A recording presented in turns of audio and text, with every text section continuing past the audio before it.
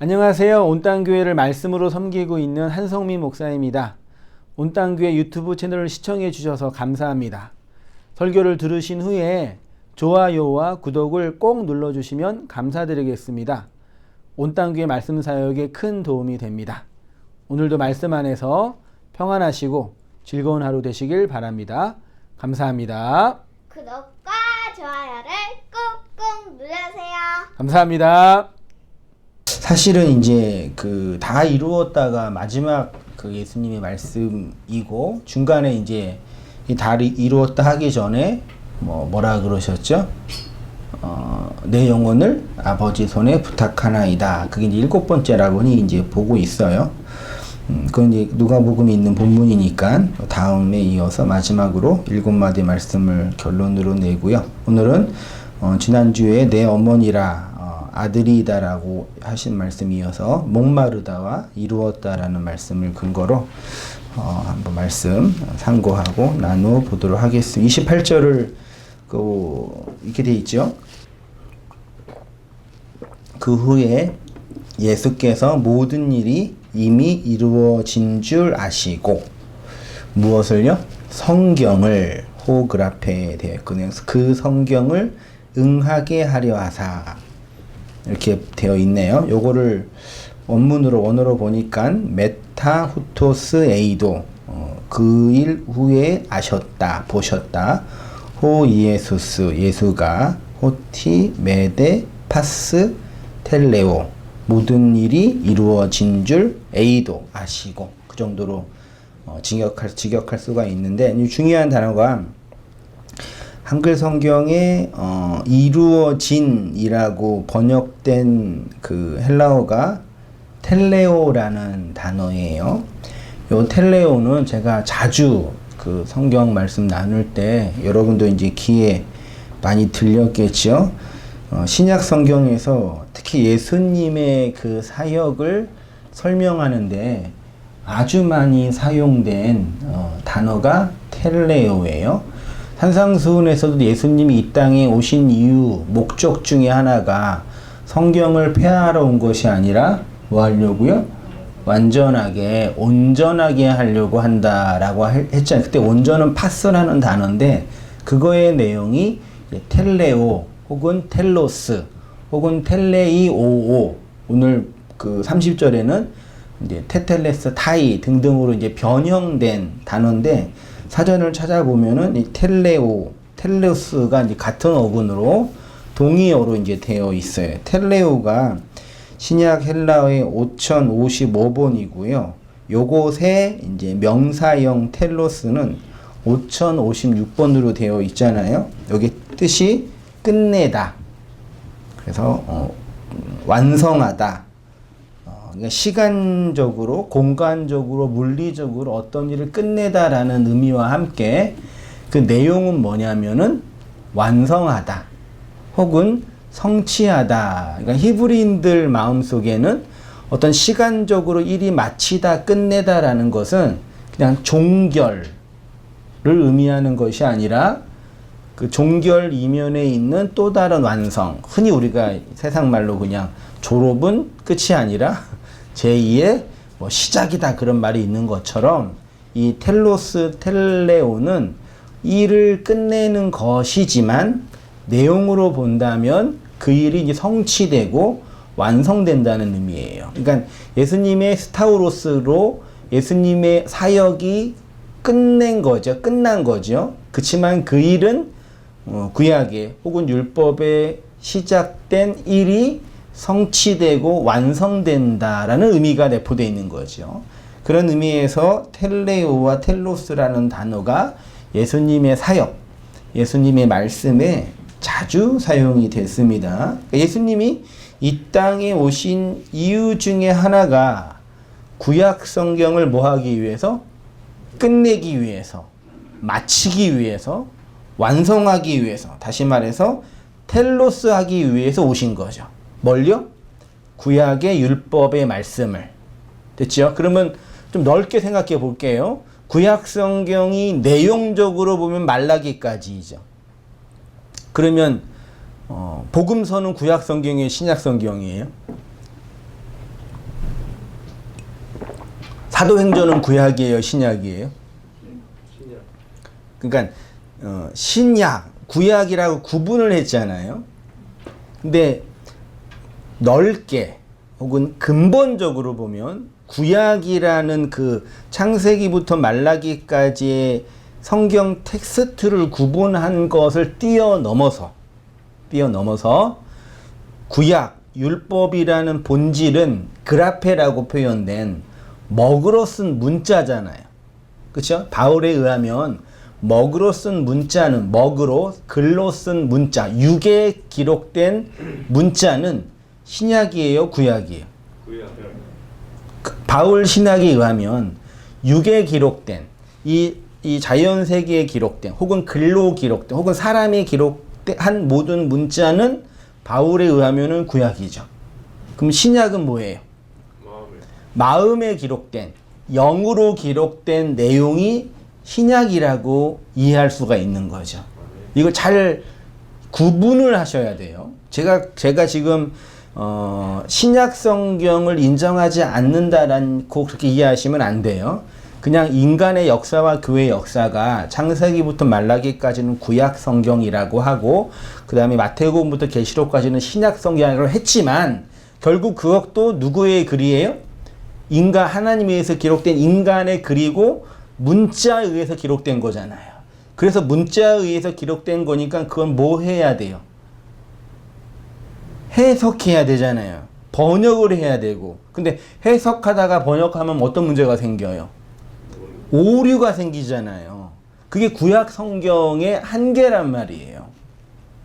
근데 신약은 문자와 글과 먹으로 기록된 내용을 통해서 특히 예수님이 십자가에서 완성한 사역으로 성취된 그 내용이 신약이라는 얘기죠. 바울에 의하면은 영으로 신비, 마음에 기록된 말씀이라고 하는 거죠. 그래서 예수님이 내가 너에게 이르는 말이 영이고 생명이라고 하신 이유가 그런 이유인 거죠. 그러니까 요 구분을 신학적으로 잘 이해해야지 이 말씀과 성경에 대한 이해가 분명해진단 말이에요. 그 용도도 바르게 해석할 수가 있는 거고요. 예수님이 이 땅 오신 이유 중에 하나가 구약 성경을, 기록된 성경을 텔레스 하기 위함이라 그랬어요. 몇 가지 그 관주를 넣었는데 마태복음 20장 22절 보세요. 또 너희가 내 이름을 인하여 모든 사람에게 미움을 받을 것이나 어디까지요? 나중까지 뭐하는 자? 견디는 자는 뭘 받는데요? 그러면 이 단순한 논리로 본다면 어떻게 구원받아요? 포기하면 구원받아요? 못 받아요? 못 받죠. 환난과 핍박과 유혹이 있을 때 포기하면 구원 못 받죠. 분명히 예수님께서 나중까지 뭐하는 자?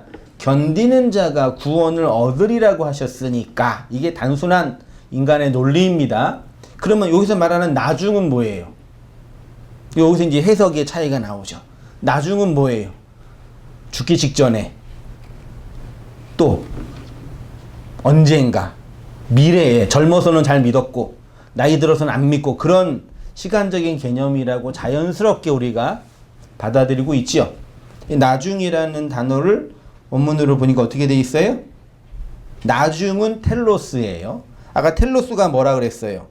끝, 종결, 마침, 완성이라는 명사라 그랬잖아요. 그러니까 끝까지는 맞죠. 그러니까 텔로스 에이스까지, 그러니까 텔로스까지 견디는 자.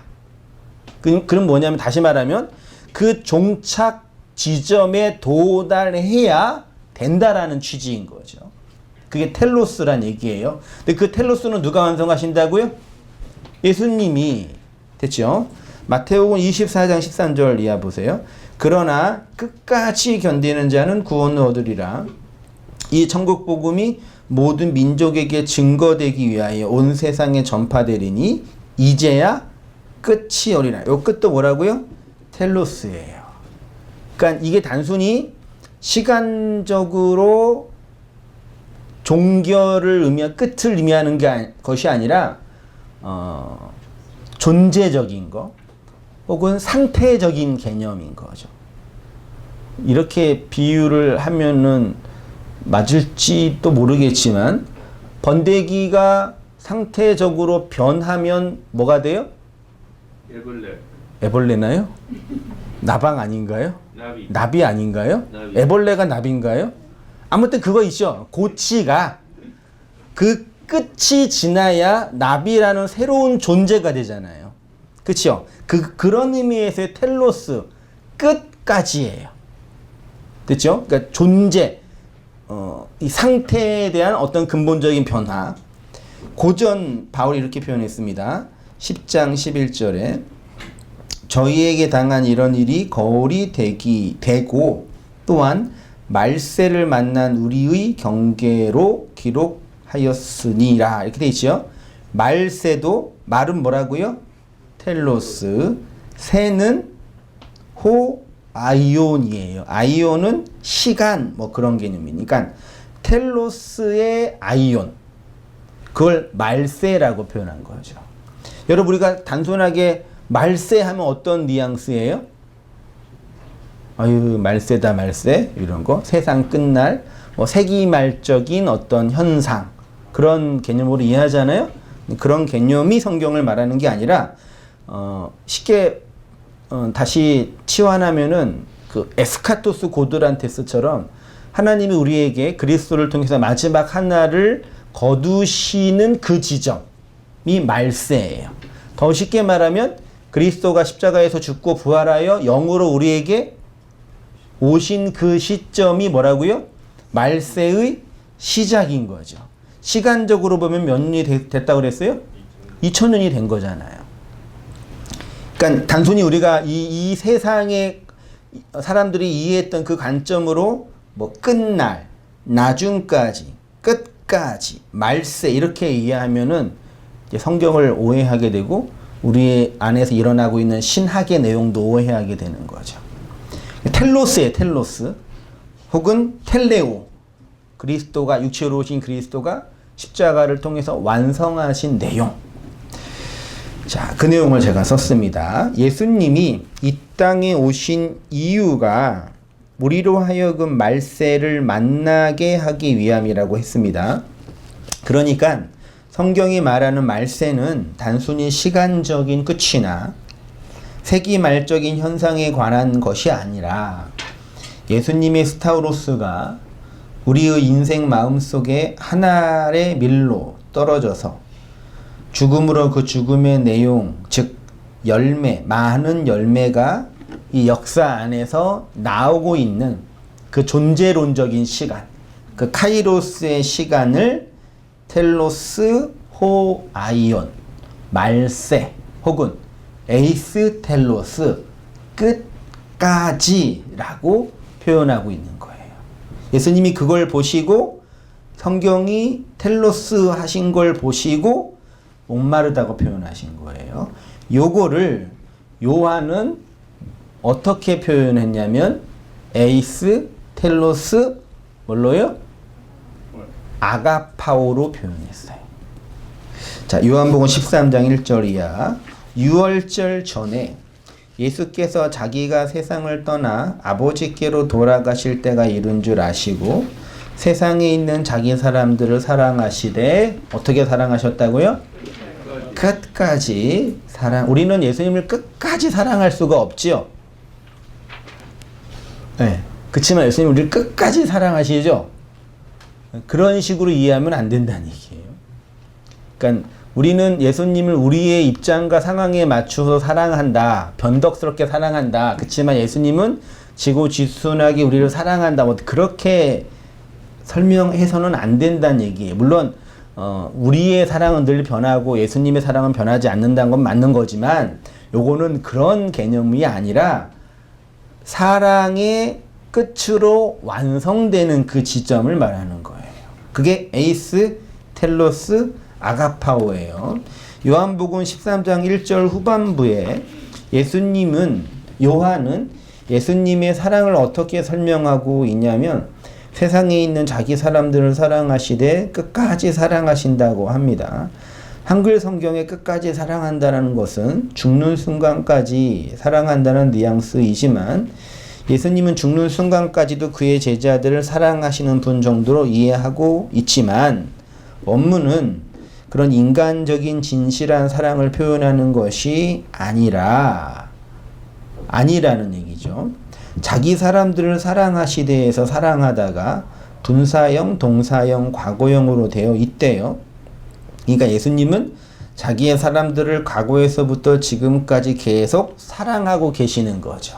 그리고 그 사랑은 어떤 텔로스로 이르게 한다는 얘기죠. 그런데 그 사랑이 어디를 향하고 있냐면 에이스 텔로스 아가파오, 사랑의 완성, 사랑의 성취죠. 그 사랑의 완성과 사랑의 성취는 뭘로 나타나요? 쉽게 생각해 보세요. 남녀가 사랑하면 그 사랑의 성취는 뭐예요? 아기. 네, 결혼과 출산이죠. 네, 그렇죠? 그 다 모든 인류가 다 보편적으로 인정하는 명제잖아요. 그러면 예수님이 우리를 에이스 텔로스 아가포 하신다는 얘기는 끝까지 사랑한다는 얘기는 그 사랑의 성취물, 내용물을 건네준다는 얘기잖아요. 그렇죠? 그게 다 이루신 거라고요. 그래서 성경을 응하게 하려고 다 이루셨다고 말씀하신 거죠. 그 전에 뭐라 그랬어요? 다 이루었다고 말씀하기 전에 보라 내 어머니이다. 보라 내 아들이다. 누굴 아들로 줬다고요? 요한을 아들로 줬잖아요. 그 교회의 씨로, 교회가 출산하는 아들로. 자, 끝까지 사랑한다는 것은 시간적인 사랑을 의미하는 것이 아니라 내용적이고 질적인 사랑, 즉 그 사랑의 본질에 관한 것이겠습니다. 그건 다른 차원의 성장과 성숙, 완성과 성취를 향한 어떤 행동이라는 것인데 우리는 이 사랑의 결론을 마리아에게 보라 내 아들이라 하신 말씀 속에서 확인했지요. 마리아들에게, 교회들에게 요한이라는 내적인 아들을 주심으로 진정한 교회의 샬롬을 완성하시는 것이 하나님의 구속의 사역, 다시 말해서 에이스 텔로스 아가파오인 거죠. 이렇게 코스모스의 세상에 있는 자기 사람들을 사랑하신다는 것은 율법이라는 이 세상의 내용을 통해서 사랑의 완성, 진리의 완성, 온전함에 이르게 하는 요한이라는 내적인 아들을 건네주심으로 그 텔로스를 이루셨다라는 것입니다. 마태복음 13장 49절 보세요. 세상 끝에도 이러하리니 천사들이 와서 의인 중에서 악인을 갈라내어 풀무불에 던져 넣으리니 거기서 울며 이를 갈리라. 언제예요? 예, 언제예요? 그때가? 시간적으로 끝이에요? 이니 그렇게 보면 안 된다는 얘기예요. 이 말씀이 나중에 언젠가 예수님이 물리적으로 재림할 때에 이 지구상의 종말이 임할 때에 그 세대주의자들이 말하는 것처럼 휴거도 일어나고 해가지고 예수 믿는 사람 안 믿는 사람이랑 구분을 해가지고 이렇게 구분을 해서 안 믿는 사람은 풀무에 던져서 울며 이를 갈게 될 것이다 라는 그런 시간적인 미래를 전망하고 하신 말씀이 아니에요. 근데 이런 말씀을 다 그렇게 이해한 이유가 신학적으로 보면요. 한국교회 신학이 매우 독특해요. 교단은 뭐가 제일 많아요? 장로교가 제일 많지요. 신학은 뭐가 제일 많아요?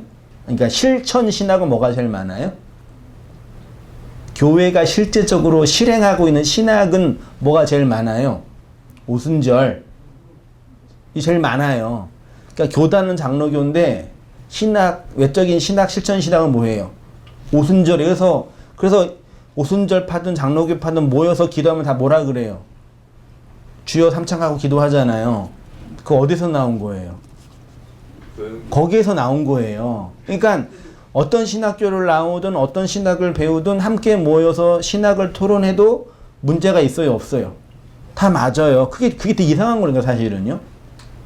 근데 그 기저에는 뭐가 있냐면은 세대주의적인 신학 사상이 있어요. 우리나라 초창기에 신학의 영향을 줬던 많은 그 신학의 영향이 세대주의적인 게 워낙 강해가지고 그게 밑바닥에 깔려 있고 그 다음에 교단은 장로교고 실천신학은 오순절이에요. 맞죠? 제가 한국교를 분석한 결과예요. 맞겠죠. 이 틀에서 벗어나지 않아요, 대부분. 근데 요거를 다 세상 끝도 앞으로 미래에 있을 어떤 일로 생각해서 지금부터 잘 인내하면서 신앙생활을 잘해야 한다는 취지로 해석하고 받아들이는 거죠. 됐죠? 물론 미래에 어떤 일이 일어날지는 모르죠. 우리가 안 갖고 모르니까. 이 말씀은 앞으로 미래에 일어날 일이 아니라 지금 천사라는 앙겔로스라는 하나님의 말씀들이 오면 예, 우리의 의와 악을 구분하고 분리한다는 얘기예요. 여러분 보세요. 하나님의 말씀이 내 쪽으로 떨어지면 내가 어떤 사람이라는 게 폭로돼요. 악인이고 죄인이고 의의가 없다라는 게 자각이 되잖아요. 이게 얼마나 중요한지 아시죠? 예. 맨날 듣는 얘기를 해서 이게 중요한지 모를 수도 있겠지만 이게 인문학이나 심리학에서 말하는 자기 객관화와 비슷한 거예요. 사람은 날 잘 알아요? 몰라요? 몰라요. 모르죠. 다 자기가 어떤 사람인 줄 알아요? 착한 사람, 괜찮은 사람. 좋은 사람, 괜찮은 사람, 정상적인 사람. 그래서 한번 그 엊그저께인가 TV를 보니까 그 유명 프로그램 중에 하나가 금쪽 같은 내 새끼라는 그 우리 집사람이 자주 봐가지고 저 옆에서 이거 봤는데 그 아이랑 자식이랑 관계가 안 좋잖아요. 그럼 대부분 그 관계가 안 좋은 뭐 이유나 해결책은 누구한테 있어요? 부모한테 있지요. 근데 부모의 문제는 뭐냐면 나는 자식을 사랑하고 잘 키우고 좋은 부모가 되려고 노력하고 있다라고 생각하는데 자식은 그것 때문에 힘들어하고 있죠. 평소에 이렇게 하고 있는데 그 사람이 일상을 이렇게 관찰 카메라가 객관적으로 보고 그 카메라를 본인이 나온 그 영상으로 본인이 보니까 내가 나쁜 엄마라는 게 들통나는 거지. 거기서부터 이제 회복이 시작되는 거겠죠. 그러니까 그전에는 자기를 객관화할 수 없는 상황이었는데 카메라로 나의 이 시간을 계속 찍고 보여주니까 내가 나를 보는 거예요. 내가 나를 보니까 어머 자식한테 잘못했네 라고 인식이 되잖아요. 그치요? 똑같단 말이에요. 하나님의 말씀이 아들이라는 내용으로 인해 떨어질 때 그 전까지는 율법도 행하고 노력하고 애쓴 좋은 사람이었는데 어느 순간 내가 진리 앞에서 객관화가 되는 거예요. 그 맨날 우리가 말로 고백할 때 나는 죄인입니다. 나는 악인입니다. 나는 선한 게 없습니다라고 성경의 그 시인들이 그 성경의 사람들이 고백했던 내용이 그런 고백인 거죠. 그런 개념에서의 세상 끝이에요. 끝난 거예요. 에이스 텔로스 된 거예요. 완성된 거예요. 성취된 거예요. 그래서 이제 풀무에 던져 넣으리니 거기서 울며 이를 간다 그랬잖아요. 세상 끝은 물리적 시간적 종말이 아니라 이 호코스모스 텔로스라고 해서 그 세상의 완성과 성취라고 했습니다. 천사라는 그리스도의 말씀이 임하여서 그 말씀이 없는 자를 불무, 즉 진리의 말씀이 없는 바짝 마른 내적인 상태에 있게 한다는 것이죠. 그래서 양식이 없어서 뭐예요? 이를 갈고 있는 거죠. 이어서 예수님은 성경을 응하게 하려 하사 내가 뭐 한다 그랬어요? 목마른다라고 고백하셨어요. 성경을 응하게 하려 하사도요. 텔레오라는 그 동사가 기록되어 있어요. 텔레이오오 호그라페라고 그래서 그 그라페 성경을 텔레이오 성취하게 하기 희나 위에서 요 텔레이오도 텔로스와 같은 단어예요. 기록된 성경이 완성되게 하기 위해서 내가 목마르다라고 하십니다. 그 끝마침과 완성을 그리스도가 어디에서요? 십자가에서 스타우로스에서 이루시죠. 그리스도의 죽음의 스타우로스로 말미암아 이 교회를 끝까지 사랑한다는 말씀입니다. 다른 말로 하면은 예수님이 스타우로스, 그 예수님의 죽음 속에서 뭘 건네줬어요? 요한이라는 아들을 마리아들에게, 반역하는 마리아들에게 건네주심으로 너희의 아들이다 라고 하셨잖아요. 요한을 통해서 하나님의 내적인 사랑을 그 교회 안에 넣어주신 거죠. 그게 텔레이오, 완성하다, 끝내다, 성취하다 라고 하신 거죠. 그 다음에 이제 목마르다고 하셨는데 목마르다를 볼게요. 목마르다가 헬라어로 딥사오예요. 이게 어디에서 나왔냐면 마태복음 5장 산상수훈에서 팔복을 말씀하실 때 시메온이 있잖아요. 심령이 가난한 자는 복이 있나니 천국이 거의 하다 쭉 하다가 6절에 의에 줄이고 뭐하는 사람? 목마른 사람. 의에 줄이고 여기 있구나. 목마른 사람이라고 했습니다. 자, 한번 생각해 보십시오. 줄이고와 목마름이라는 것과 이후에 뭐라 그랬어요? 줄이고 목마른 자는 복이 있는, 복되도다 그러시면서, 왜냐하면은 줄이고 목마른 자가, 왜냐하면은 그들이 뭐 하기 때문에 배부를 것임이라고 했잖아요. 그러니까 목마름과 줄임과 목마른 것과 배부름은 반대잖아요. 근데 예수님의 말씀은 뭐냐면 목마르면은, 줄이면은 뭐 한다고요? 배부른다라고 하고 있어요. 그러니까 무엇인가에 목마르고 줄인 자는 무엇인가로부터 배부르고 부유하게 된다는 얘기고, 무엇인가로부터 목마르지 않고 배부르지 않고 배부른 자는 무엇인가로부터 줄인 자라는 얘기인 거죠. 그 얘기인 거예요. 주님은 줄이고 목마른 자가 배부를 것이라고 하십니다. 그리고 그 줄임과 목마름과 배부름이라는 것이, 줄이고 목마른 것이 배부름이라고 하는데, 이 산상수훈은 로마의 압제 속에서 민족 메시아 사상을 열망하고 있는 유대인들에게 그 메시아의 본질이 어떤 것인지를 구약을 통해서 다시 설명하는 내용이 마태복음이거든요. 특히 유대인들에게 준 책이니까. 주님은 그런 고통과 굶주림 속에서 벗어나는 것을 메시아 왕국의 도래라고 인식하고 있는 유대인들에게 애통하며 가난하며 굶주리며 목마른 것이 복이라고 정의하고 그 일을 행하는 자를 메시아라고 하시는 거예요. 진짜 메시아이신 예수님이 스타우로스에서 뭐라 그러셨다고요? 목말랐대잖아요. 우리한테 말씀하고 계시는 거죠. 교회에 있어야 할 진정한 목마름과 배고픔이 무엇이고, 교회가 누려야 할 진정한 풍요와 배부름이 무엇인지를 빗대어 말씀하고 계시는 거죠. 목말라야 할 것을 목말라 해야 되고, 부요해야 할 것을 부요해야 하는데, 당시 유대인들은 정말 부요해야 할 것에 목말라 하고, 목말라 할 것에 가난했다는 얘기. 예수님은 스타우로스에서 목마르다고 고백하셨잖아요. 그리고 그 목마름을 동일하게 교회가 어디에서 경험했어요? 광야 40년의 인생 속에서 경험했죠.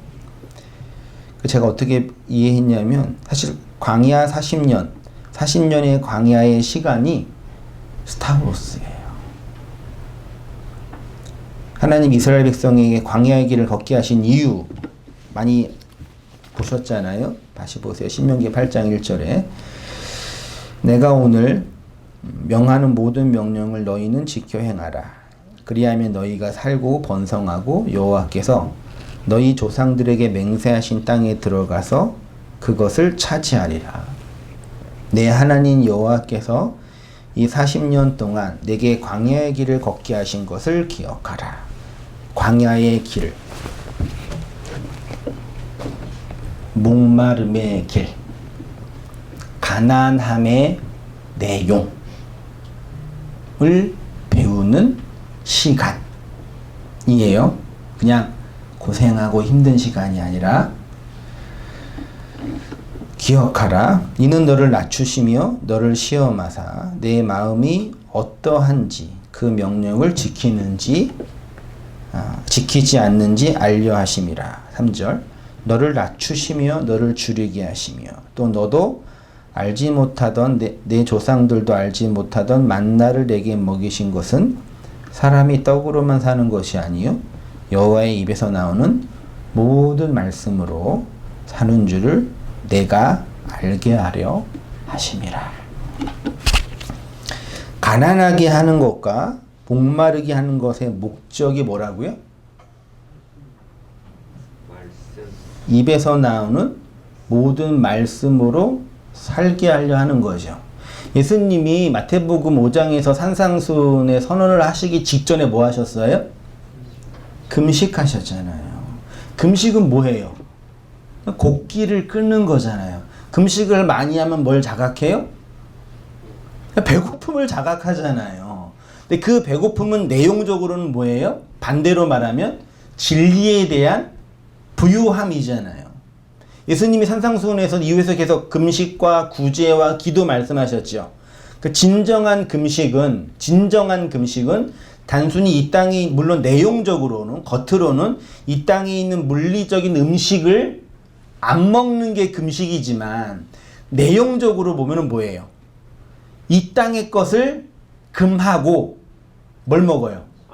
하늘의 양식을 먹는 것을 내용적으로 설명하는 거죠. 그치요? 그래서 금식을 많이 하면 육체는 배부르지만 내용적으로는 진리는 풍요하게 되는 거잖아요.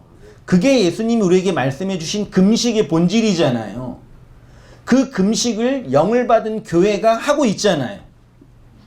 여러분 지금 뭐 먹고 계셔요? 하늘 양식. 이게 하늘 양식이죠? 할렐루야. 하늘 양식이지만 내용은 그냥 문자고 글이잖아요. 그냥 율법이고 우리 한글로 이해하는 문자에 불과하죠, 사실은요. 그치요? 근데 그거를 우리가 성령이 깨닫게 하고 내용으로 이해하게 하면은 우리 마음의 양식으로 증거되지는 하늘 양식이 되잖아요. 그래서 이렇게 하늘 양식이라고 고백하고 계시는 거잖아요. 그러면은 반대로 말하면 뭐예요? 뭘 안 먹은 거예요? 이 세상의 음식을 안 먹는 꼴이 되는 거잖아요. 그걸 금식이라고 한다고요. 그래서 그 금식을 늘 하라고 예수님이 말씀하신 거예요. 근데 우리는 그 금식을 예수님이 겉으로 하신 눈에 보이는 하신 그 40일 금식기도 물리적으로만 해석해 버리니까 시쳇말로 위대한 주의 종이 되고 능력 있는 목사가 되려면 금식을 몇 번 해야 돼요? 3번 정도는 해야지. 40일 금식기도를 3번 정도는 해야지 능력 있는 주의 종이 돼서 한 번 설교에 3,000명 회개하고. 실제로 제 청년 때 다니던 교회에서 한 그 신학생 전도사님이 금식기도 하시다가 35일째인가 쓰러지셔가지고 지금도 이렇게 몸이 안 좋아서 고생하고 있다고. 몇 분 많이 봤어요. 그 기도원 많이 보셨죠 옛날에? 그 기도원 가셔서요. 성공한 분도 계시긴 계시고. 그래서 정말 능력 있는, 소위 말해 정말 능력 있는 주의 종이 되신 분도 계시고, 어떤 분은 그냥 이렇게 아프셔가지고 평생 그렇게 힘들게 아프신 분도 계셔요. 그 말이 되냐고요, 그게요. 무슨 말씀 사역이 무슨 로또예요. 한번 잘 맞으면 능력 받아서. 그러니까 금식해서 속이 비워두면 능력 받는다는 그 개념 자체가 말도 안 되는 미신인 거죠. 그러니까 금식은 다른 말로는 목마르고 굶주린 상태예요. 다시 말하면 이 땅의 음식에 대한 금식은 진리에 대한 부유함인 거죠.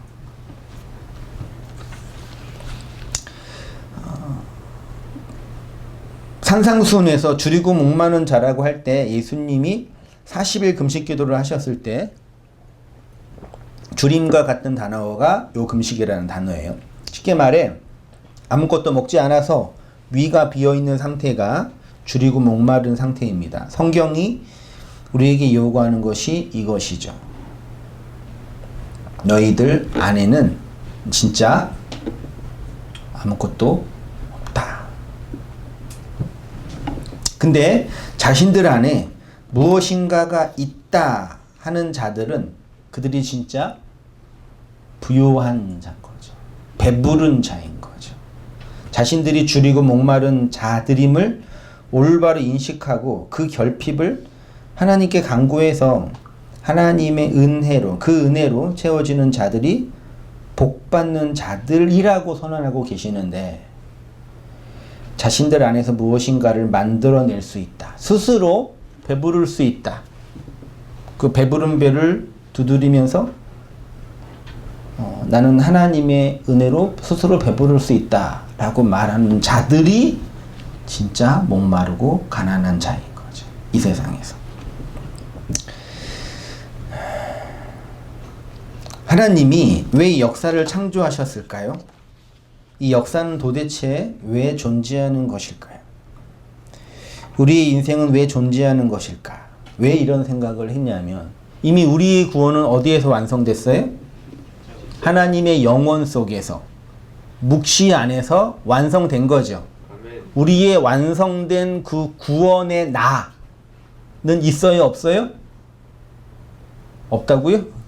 있잖아요. 왜? 하나님이 영원전에 나를 계획하셨고 나의 구원을 섭리하셨으니까 그 완성된 나는 있어요, 없어요? 있어야지 정상이지. 아니, 내가 잘하고 못하고가 아니라 하나님이 나의 구원을 계획하셨고 그 구원을 예비하셨으니까 하나님이 계획하셨으면 된 거예요, 안 된 거예요? 된 거잖아요. 나의 완성된 구원은 있지요. 그는 이제 그걸 묵시 속 영원이라는 개념으로 해석한단 말이에요. 우리가 이미 배웠잖아요. 배우잖아요. 그치요? 근데 또 뭘 배워요? 이미 완성이 됐는데, 그래서 끝났는데, 완성이 됐는데, 굳이 이 아래의 세상에서 육체를 가시고 희로애락을 느끼면서 똑같은 인간으로 많이 있으면 기분 좋고 없으면 기분 나쁘고, 누구가 나를 칭찬해주면 내가 잘 된 것 같고 내가 안 되면 슬프고, 이런 걸 느끼면서 굳이 살게 하시냐? 왜요? 완성된 나가 있는데. 이런 질문이 나오는 거죠. 이미 많이 사신 분들은 덜 할 수 있겠지만 앞으로 살아야 할 삶이 있는 사람은 고민이 되는 거죠. 굳이 우리는 이 역사를 왜 살아가야 할까? 그냥 사니까 산다고들 말하죠. 이 역사와 인생이 설명해내고 증명해내야 할 것이 있기 때문입니다. 천지 만물이 증명해내고 설명해내야 할 것은 딱 하나 있어요. 그게 바로 그리스도가 그의 머리로 건네주신 그 내적인 아들 요한, 완성된 사랑뿐이 없다라는 거죠. 그것을 우리의 인생 안으로 설명해내는 것이 우리들의 역사이고 삶이에요. 히브리서 1장 보세요. 또 주여 태초에 주께서 땅에 기초를 두셨으며 하늘에 기초를 두신 바라. 그러나 그것들은 뭐 하기 위해서요? 멸망할 것이나 오직 주는 영존할 것이요. 여기 그것들은 멸망할 것이나의 그것들은 누가 만든 거예요? 하나님이 만드셨잖아요. 그러니까 그것들은 멸망할 것이다 라고 얘기했는데, 히브리서 저자가 근데 그것들은 주께서 땅에 기초를 두시고 태초에 두신, 세우신 거래잖아요. 근데 그건 뭐 한다고요? 멸망한대요. 그리고 뭐가 영존한대요? 주가 영존한대요. 율법이라는 껍데기를 만드시고 그 껍데기의 율법을 멸망시키겠지요. 하나님께서. 근데 그 멸망은 그냥 없어지는 게 아니라 그 안에 있는 내용물이 드러나는 거래요. 그게 지금 주는 영존할 것이다 라는 얘기예요. 그것들은 옷과 같이 낡아지리니 의복처럼 갈아입을 것이요. 그것들이 옷과 같이 변할 것이나 주는 여전하여 변함이 없을 것이다. 하나님께서 하늘과 땅을 창조하신 이유를 무엇이라고 하셨냐면 뭐 하려고요? 멸망시키려고 창조하셨대요. 썩어지고 멸망되어질 것인데 하나님이 그것을 목적으로 창조했대요. 무너뜨리려고 창조했대요. 멸망시키려고 세우셨대요. 근데 무너뜨림과 멸망시킴 안에 뭐가 있대요. 그게 뭐라고요? 그러니까 오늘 성경에는 주라고 표현했는데 시간적으로 그리면은 영원이라는 개념, 요거를 우리가 이제 묵시라고 했죠. 이거는 이제 시간 너머에 있는 개념이잖아요. 이 시간을 통해서 세상이 왔죠. 그걸 우리가 뭐라 흔히 이해해요? 역사. 예, 그 세상의 역사에 뭐라 그래요? 창조라 그러죠. 이 창조는 어디로 가요? 멸망. 예, 멸망으로 가잖아요. 그럼 멸망을 통해서 시간이 끝나겠죠. 그럼 뒤에 또 뭐가 있어요? 영혼이 있는 거죠. 그러니까 이거를 물리학적으로 보더라도 영혼이라는 개념을 뭘로 잡으면 돼요? 가치를 1000시간, 10,000시간, 1조 시간 그 개념을 뭘로 잡으면 돼요? 무한대라고 잡으면 되죠. 이 수학기호 무한대 아세요? 그렇죠? 요것도 뭐예요? 무한대잖아요. 그렇죠? 그럼 무한대 가운데 있는 요거는 뭐예요? 이게 뭐예요? 있는 거예요, 없는 거예요? 무한대와 무한대 사이에 있는 이 역사의 시간은 있는 거예요, 없는 거예요? 없는 거. 그러니까 이 무한대랑 비교해서 없는 거죠. 이 자체로는 우리에게 모든 시간이지만, 그러니까 우리가 단순히 이 우리의 시공간 안에서 이 지지고 볶고 사는 것만 생각하면 답이 없어요. 그건 맞아요. 그러니까 이 무한의 영원한 시간, 아까 고민이 이거예요. 무한의 영원한 하나님이 굳이 창조라는 걸 하셨단 말이에요. 근데 그 창조를 통해서 뭘 새롭게 만든다 그러지 않고 뭐 한다 그래요? 멸망시킨대잖아요. 그게 뭐예요, 그게요? 화가 안 나요? 화내세요. 근데 이게 뭐가 있냐면 이 멸망을 통해서 뭘 만들어요? 오늘 결론으로 말하면 아까 주라고 표현했지만 그게 텔로스라는 개념이에요. 그래서 예수님이 십자가에서 텔로스 외치신 거예요. 테텔레스 타이라고요. 이 창조라는 하나님의 이 시간의 과정을 통해서 십자가라는 내용을 통해서 이 묵시와 영혼을 완성시킨다라고 설명하신 거란 말이죠. 그 이야기예요. 이게. 왜 멸망시키려고 창조하셨을까요? 여기서 멸망이라는 것과 대조되는 것이 주는 영존하실 것이요.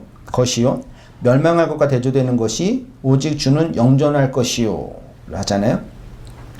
거기서 멸망할 세상과 대조되는 것이 영존하시는 주지요. 그 멸망을 통해서 완성하신다는 얘기죠. 네, 그 무너짐을 통해서 텔로스를 이루신다는 얘기죠. 그 바울은 이걸 어떻게 표현했냐면은 겉사람은 후패하나 속사람은 날로 새롭게 된다라고 표현한 거예요. 단순히 우리의 육이라는 겉사람의 문제가 아니라 실제로 겉사람은 계속 이렇게 죽어가죠. 늙어가고 예. 이 세상에서 없어져 가죠. 그 참 슬프잖아요. 나이를 들으면 들을수록 좋은 날이 많이 있겠어요? 안 좋은 날이 많이 있겠어요? 건강한 날이 많이 있으시겠어요? 안 건강한 날이 많이 있겠어요? 저희도 우리 장인어른 장모님도 많이 아프시고 또 저희 부모님도 많이 아프신데 이렇게 뵈면은 마음이 짠해요. 저도 그렇지만 항상 아프시다 그러고 힘들다 그러시니까. 근데 이제 그 날이 더 앞으로 살면 살수록 더 건강해지실까요? 아파지실까요? 네? 그건 소원과 바람의 문제가 아니라 그렇게 되는 거잖아요. 그래서 힘 있는 인간의 유일한 그 욕망은 영생불사예요. 끝까지 내가 이 노화를 방지하겠다. 예, 끝까지. 이 인간의 끝없는 욕망이라니까요. 근데 거역할 수가 없죠. 거부할 수가 없죠. 그래서 어떤 분이 이제 말씀하시는 것이 어떻게 살아야 되냐라고 할 때 어떻게 늙어가야 되냐, 어떻게 덜 아파가야 되냐, 뭐 그 얘기를 하는 거예요. 그 이치인 거죠. 근데 그 멸망 속에서 영존하신 주가 드러나는 거죠. 그게 하나님의 텔로스예요. 근데 그 텔로스 안에 내가 교회로 포함되지 않으면 그냥 멸망인 거예요. 그냥 아픈 거예요. 그냥 지나가는 거예요.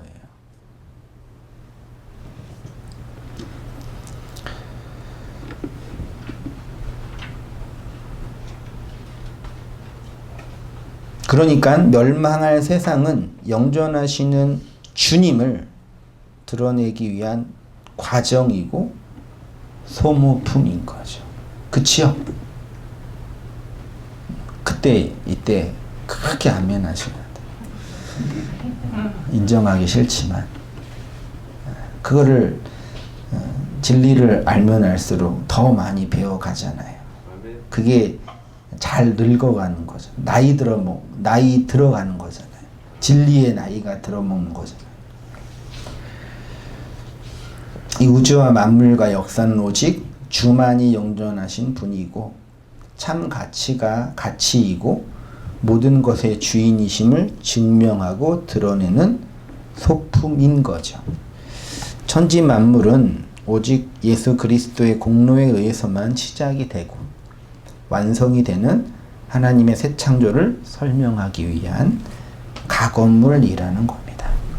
근데 인간은 여전히 자신에게 이러한 의의를 만들어낼 수 있는 힘이 있다고 너스레를 떨지요.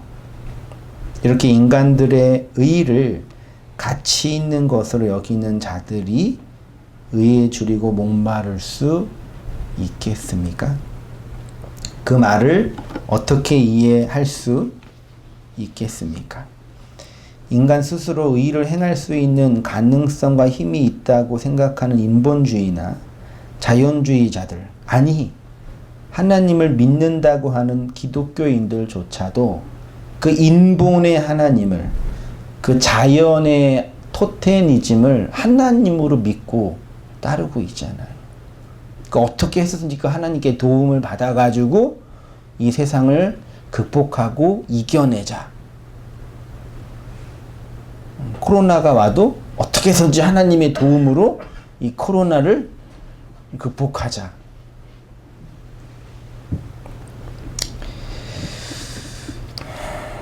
우리가 행할 수 있는 가능성과 힘이 있다고 믿고 있는 그들에게 의에 줄이고 목마른 자라고 하면은 이해할 수 없는 거죠. 고작해야 어떻게 하면 의를 행할 수 있을까? 정의로울 수 있을까? 배부를 수 있을까? 목마르지 않을 수 있을까? 혹은 목마른 많은 사람들을 도울 수 있을까? 정도로 얘기하는 거죠.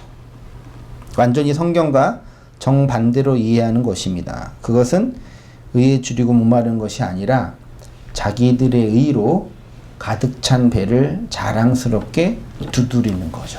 그러니까 스타우로스에서 예수님이 내가 목마르다 한 내용이 뭔지 모르는 거예요. 단순히 그냥 육체적으로 힘들다 정도로만, 육체적으로 우리를 위해서 죽으신 예수님, 그렇게 목마르게 힘들게 고통받으신 예수님, 나를 위해서 그렇게 죽으신 예수님, 사순절도 그렇게 묵상한다니까요. 이제는 그 십자가 스타우로스에 있는 그 예수를 보면서도 누구만 있는 거예요? 나만 있는 거예요.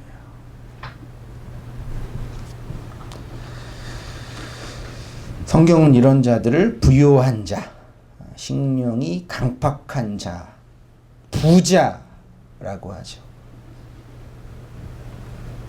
배고프지 않는 자, 내 안에 무엇인가 있어서 배고픈지도 모르는 자, 목마름이 뭔지도 모르는 자, 그 성경 안에 있는 그 진리의 내용이 뭔지도 모르는 자, 겉에 있는 글자와 문자와 형식과 제도만 열심히 취하여서 자기의 육만 배부르게 하는 자. 그게 딱 부자 청년이잖아요. 다 알고 있는 얘기잖아요. 어떻게 하여야 영생을 얻습니까? 쭉 얘기하다가 예수님의 결론은 뭐예요? 뭐가 많아서? 재물이 많아서. 그리고 나중에 결론 뭐라 그래요? 부자는 천국에 못 들어간다. 어떤 말인지 다 아시잖아요. 그러니까 역사와 인생의 모든 과정이 우리의 그 부요함을 끊게 하기 위한 하나님의 섭리이고 일하심이고 침노이고 공격이라는 걸 인지하거나 배우지 못하는 거예요. 하나님이 계속 가난하게 하고 목마르게 하려고 역사를 통해서 공격하시는데 그 하나님 손을 붙잡고 나 좀 부요하게 해주세요. 나 좀 도와주세요. 내가 성공할 수 있도록 힘을 주세요. 이 어려움과 이 고난을 극복하기 능력을 주세요. 거기서 죽으라고 하는데 그 싸움이 이 역사 안에 교회들을 늘 반복되고 있는 거예요.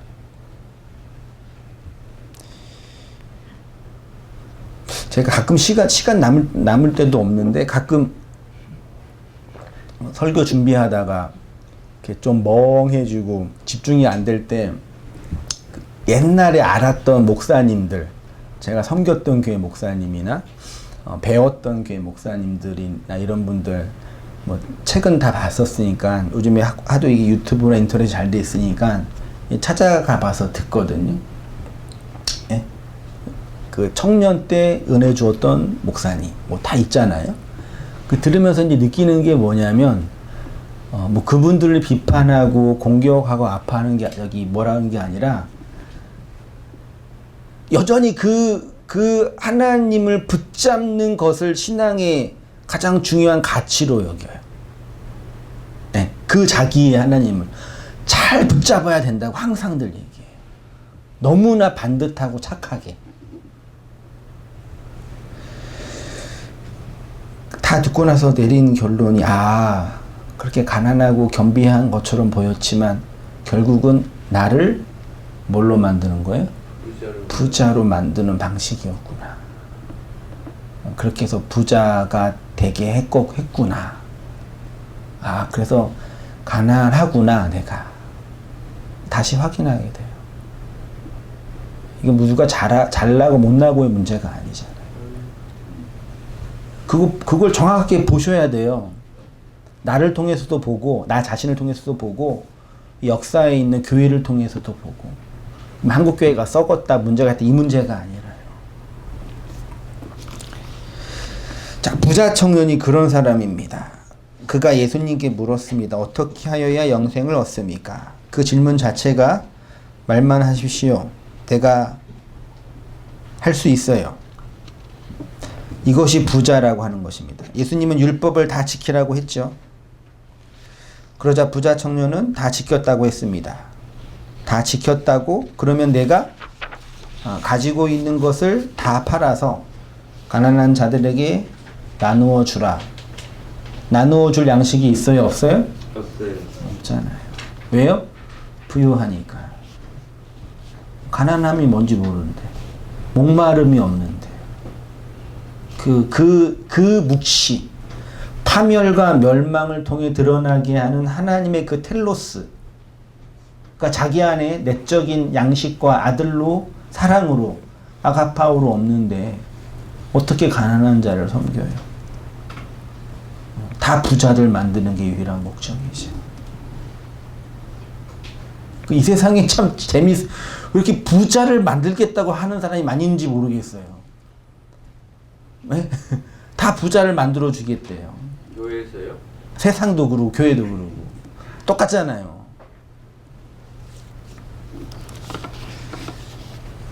그러니까 부유한 사람 만들어 준다는 얘기죠.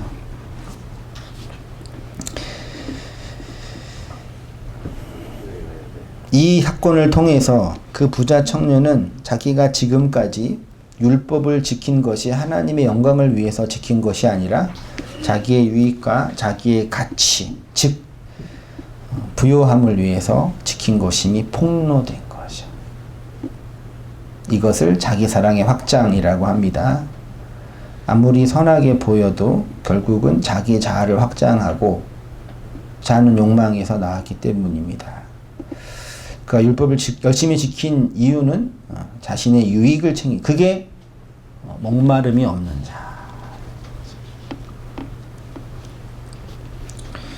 마찬 30절 보세요. 예수께서 신 포도주를 받으신 후에 이르시되 다 이루었다 하시고 머리를 숙이니 영혼이 떠나가시니. 다주 말씀드렸는데 정리하고 마칠게요. 하나님은 스타우로스에서 말씀하신 예수님의 목마름을 어떻게 해결해 주셨죠? 그러니까 앞에 마리아에게 요한에게 아들이다 어머니라 얘기했죠? 그 내적인 아들 부욕케 하는 그 양식 진리의 내용 아가파오를 건네줬잖아요. 그래서 뭐 했어요? 다 이루었다. 테텔레스타이라고 선언하신 거잖아요. 요한이라는 내적인 아들을 그의 머리를 둔 교회 안에 주심으로 진리의 목마름을 해결해 주신 거죠. 그 아들이 곧 하나님의 사랑이고 그 사랑을 죽음 가운데서 넘겨주심으로 예수님은 다 이루었다고 선언하셨습니다. 머리를 숙이니가 다른 이 클리노라고 표현을 했는데 다른 말로 하면은요. 하늘의 밀이 땅에 떨어져. 어디의 땅이에요? 우리의 마음 땅에 떨어져 뭐 하면? 죽으면이에요. 그 죽으면이라는 단어가 있어요. 아포드네스코라는 단어가 있어요. 죽으면 죽으신 거잖아요. 그 마리아들 안에서. 그러니까 다 이루신 거잖아요. 그러면 그 죽음으로 사랑이 완성됐으니까 그 사랑의 내용이 어디에 들어간 거예요? 완성됐잖아요. 어디에? 예수님은 죽고 없잖아요. 교회. 나중에 그 교회로 그 사랑이 건네진 거잖아요. 그게 완성이라고 표현한 거고. 그게 또 나중에 용서라고 또 얘기한 거였고요. 그러니까 교회들이 예수님의 머리를 둔 교회들이 이 땅에서 얻는 내용의 본질이 이거란 얘기죠.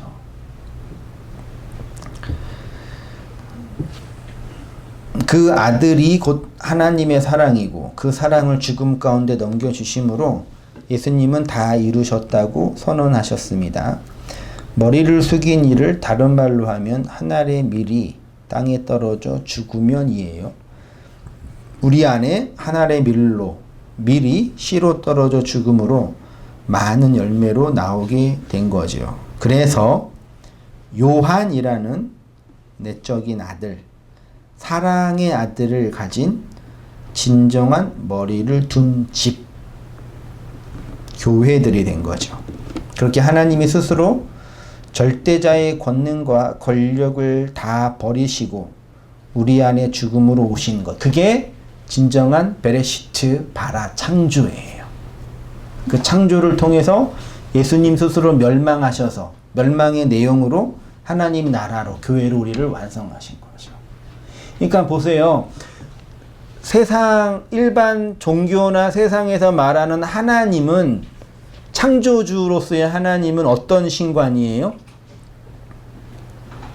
절대적인 권능과 힘과 능력이 있는 절대 권력자잖아요. 그렇죠?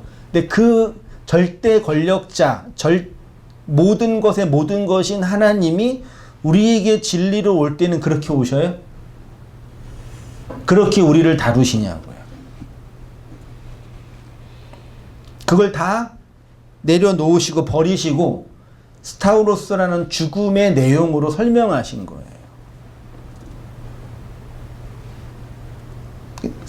스스로 강하신 분이, 스스로 절대자이신 분이, 스스로 모든 것인 분이 강함을 버리시고 모든 것의 아님을 내려놓으시고 죽음으로 우리에게 오신 거라니까요.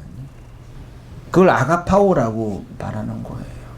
근데 교회들이, 사람들이 뭘 해요? 그 하나님께. 당신은 죽으면 안 되고, 약하면 안 되고, 힘이 없으면 안 되고, 가난하면 안 돼요. 왜요? 나한테 강하고, 나를 강하게 하고, 나를 부유하게 하고, 나를 나되게 할 주님이시기 때문에라고 하잖아요. 어떻게 이렇게 반대로 믿어요?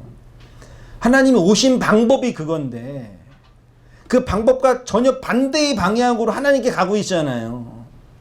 그러니까 사탄이라 그러는 거죠. 말씀을 들으면서 진리를 하고 가난함이 있나면서도 그 하나님께 그 강함과 그 부요함과 그 부자됨을 계속 찾는 거예요. 또 저도 그렇고. 그럼 우리가 이 스타우로스에서 예수님이 하신 말씀 속에서 발각되고 드러나는 거죠. 하나님이 그런 이것도 뭐 잘못된 영예일 수 있는데요. 저 개인적인 하나님이 한번 죽으라고 주신 거예요. 이번에 좀 죽어봐. 네? 강할 수 없어 너희들은. 내가 너희한테 번영을 다 줄 수 없다니까. 그게 중요한 게 아니야. 네 행복 그게 중요한 게 아니라니까. 한번 죽어봐. 이해되세요? 그런 기회를 주신 것 같아요. 그때 잘 죽으면 그 멸망 속에서 텔로스 에이스 아가파오가 되는 거예요. 그걸 또 경험하셨잖아요, 성도님들은. 그게 뭔지 아신 거잖아요. 그게 그렇게 하나님이 스스로 절대자의 권능과 권력을 다 버리시고 우리 안에 죽음으로 오신 거예요. 그게 하나님 사랑이지요. 아멘. 저 이런 거 묵상할 때마다 눈물이 나요. 감사하게 되고, 아, 그렇게 나를 다루시고 계시구나 또 깨닫게 되고. 그래서 우리가 하나님의 나라 천국이라는 그 상태가 되는 거예요. 이것이 스타우로스에서 목마르신 예수가 다 이루신 은혜의 내용입니다. 이 은혜 안에서 살아가시는 모든 성도님 되시기를 주님의 이름으로 축원드립니다. 네, 기도하겠습니다. 하나님 아버지, 요한이라는 그 말씀의 시, 내적인 그 바르 아들을 교회의 머리로 건네주신 우리 주 예수 그리스도의 그 스타우로스의 사역을 배우고 나누고 깨닫게 하시니 감사합니다. 여전히 나의 부요함과 나의 풍성함을 찾아 추구하고 있는 그 나를 죽이시고 함께 죽으셔서 많은 열매를 거두시는 우리 주 예수 그리스도의 사역을 보게 하시고 그 안에서 아름다운 열매로 드러나 나타나는 저희의 모든 삶들 되어지도록 주님 인도하여 주시옵소서. 주님께서 스타우로스에서 다 이루신 그 은혜의 내용의 본질이 어떠한지를 이렇게 배우고 나누었습니다.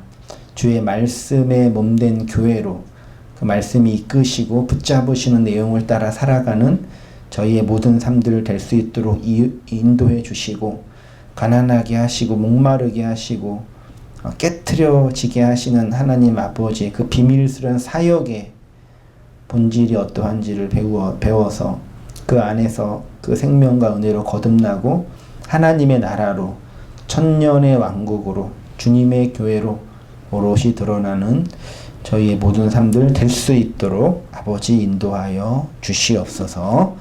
이제는 우리 주 예수 그리스도의 은혜와 하나님 아버지의 크신 사랑과 성령의 교통하심이 사랑하는 모든 성도님들의 삶 속에 지금부터 영원까지 함께 있을지어다. 아멘.